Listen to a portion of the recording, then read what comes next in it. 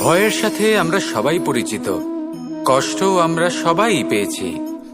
কখনো কখনো আমরা অসুস্থ হয়ে পড়ি, আর এমন সময় হলে মাতার মমতা, কখনো বাবার স্নেহ, কখনো বন্ধুদের পাশে থাকার অনুভূতি আমাদের রোগ নিরাময়ে সাহায্য করে। কখনো যদি আমরা নিরাশ হয়ে পড়ি, তখন যদি আমাদের কোনো আপনজন আমাদের দুটো ভালো কথা বলে, তখন আমাদের মনোবল বেড়ে যায়। ঠিক তেমন সংসারের এই রঙ্গমঞ্চে যদি আপনি পীড়িত অনুভব করেন, কিছু শুভ কথা আলোচনা করুন, কিছু স্তুতি গান করুন, কিছু মুহূর্তের জন্য হলেও নিজের ইষ্টদেবের কথা স্মরণ করুন আর প্রার্থনা করুন। সাহস বাড়বে, শক্তিও বৃদ্ধি পাবে এবং সামনে এগিয়ে চলার পথও দেখতে পাবেন।